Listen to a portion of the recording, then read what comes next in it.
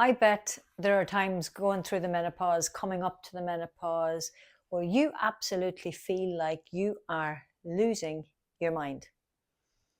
You start to doubt yourself. You start to wonder, will you ever get to sleep again properly? You thought maybe after childbirth that not sleeping was bad enough, but now all of a sudden you're having these hot flushes, all of these symptoms, and your thinking is just getting worse and worse. You're feeling anxious sometimes, depressed other times.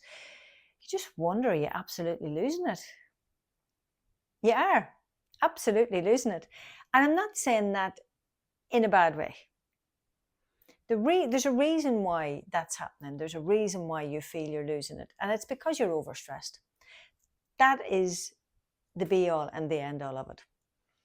Minding your mental wellness as you come into and go through the menopause is one of the most important parts of this. But as I say in this post, the post that accompanies this video, if you're already stressed and overstretched going into the menopause, and guess what? Most women are, then you are going to be on a hiding to nothing. Because when you're in that overstressed state, your neurotransmitters are already out of balance. Your hormones then are already out of balance. And if your diet has a lot of processed sugar in it, and chances are, if you're overstressed, you're craving sugar. Well, you're actually craving energy in fast. And we're sort of set for sweetness. So that's sort of what happens. It's about getting energy in fast. The difficulty is processed sugar is blocking up your cells. It's actually not giving you proper energy. And I've said that before, it's bringing you into that cycle of insulin, cortisol, and the liver and the adrenals, and everything is getting fatigued, the pancreas. And see, as all of that's going on, the gut-brain connection is absolutely going with it. And it's like a tumble dryer in there. It's out of control. Everything is just all over the place. How do you calm it? One step at a time. How do you eat an apple? One bite at a time. I use a number of things. One is breathing. Now, I tend to put my hands, if I take a step back here, on my solar plexus area when I breathe. And there's your diaphragm. And if I go back further again, there's my belly button, and it's this area here. I tend to put my hands here and close my eyes and just breathe. And immediately, the first breath I've taken, I can feel myself take a deeper breath, release a sigh of energy. That's it.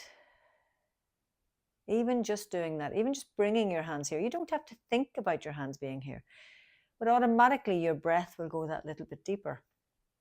Closing your eyes cuts you off from the now and allows you just to take a breath and just focus on the breath. Count it in for 4, hold it for 4, don't breathe it out, just hold it, and then breathe it out for 5.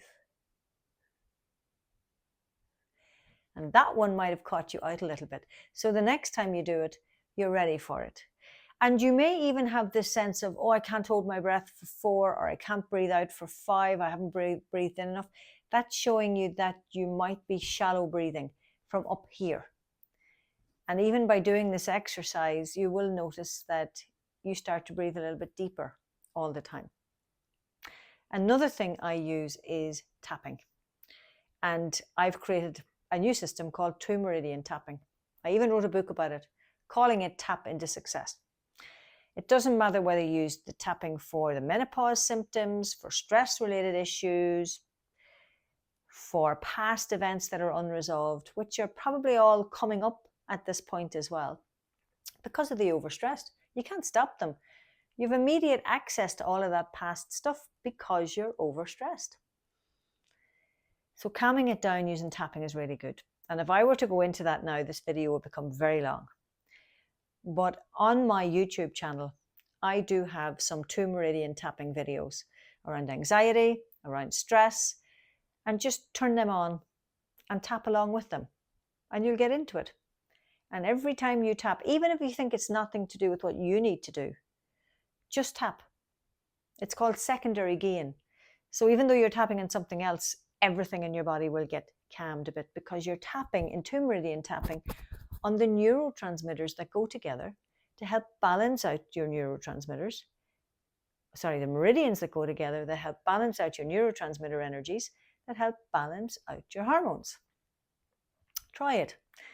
If you want a copy of my book, you can get it through my website or contact me, but same thing as getting it through my website. So I'm talking about tapping, breathing. Journaling's another good one. Just write it all down in a book, close the book, either rip the pages out and burn it, or I'll come back to that tomorrow. And you might see behind me here, I've got some artwork. I did these because I also feel that just getting into abstract art, you can, of course, do it like if you want, using a paintbrush and paint by numbers or anything like that will help. But for me, I put colors on the canvas and I use my fingers. And these are just two of the things. I'm big into mandalas. I'm big into chakras. I'm big into just your energy sort of calming down and expressing itself. So I tend to use my left hand, my less dominant hand, when I am doing artwork. I also run very small, intimate sort of groups, 3 to max 4 people, and we do artwork or we do some stained glass work. And it's all about helping you to get creative around your stress, leaving your stress here and taking away a piece that you create that helps you to focus on the vibrations you want. Because remember, stress is a vibration, but so is success, so is calm, so is peace. And you can bring them into your life, even just for this moment. And then we'll see what the next moment brings. Artwork is also really good, not just for calming your stress and helping you get creative and get stuff out of your system and refocus yourself, depending how you use it. It's also good for soul connection. And I believe that is a third level of menopause mayhem. It's the losing of that soul connection, that soul balance, because we're overstressed, overstretched, not sleeping properly, and we lose touch with our soulful selves. So by getting creative, even if it's music, and you don't have to play to reach an end, you can play for fun. That's what I do. I dabble in lots of instruments and I just play. Of course, then there's other times I play with people, other people, and that's probably a little bit more structured. But it's any way that helps you get it out, release it. Even just if you have a keyboard or a piano, just play any notes. And then you might find yourself just getting creative. Doesn't matter if it sounds good, doesn't sound good. It's getting it out of you. It's expressing. And you might be surprised what you end up playing. Listen, in my treatment room here as a kinesiologist, I use lots of things with women who come. I use the sound essence sprays, I use tuner forks, I use nutrition, phytobiophysics, backflower remedies, new vistas remedies, whatever it is that the person needs to help them retune mind, body, and soul, whatever you need. I do online consultations as well, and then the real room consultation. And I don't know, but I think coming in is great, but the tapping and the coaching side is really good online. Don't leave yourself stuck in this stress state. You are worth the time, the effort, the little bit of change that you need to make to your life to help you to get into a better mental state. Because remember, this is not a memory bank. It's a problem-solving tool. And when you're stressed, you can't use it. You need your problem-solving tool back. So let's get you calmed. What helps you to calm your stress levels? What helps you manage your menopause mayhem? Let me know. Message me. Leave a comment wherever you see this video. Email me. I'd love to hear from you. Call me, or maybe contact me, and when I'm free, I'll call you. But whatever it is, Get managing your menopause mayhem, your mental state, get it more relaxed, get more in control of yourself, get living your best life again, because you are worth it. You're not going mad. These are natural, normal symptoms of being overstressed. So how do we eat an apple? One bite at a time, calming down that stress response. Then you can make better choices. Make a wellness plan. What are you going to do every day for you? And some of it you're already doing, you just don't see it for what it is. But focus it. Focus yourself. Take those breaths. Reset your mental state. Get out of the rat race, even just for 5 minutes at lunchtime. Go for that little walk in nature.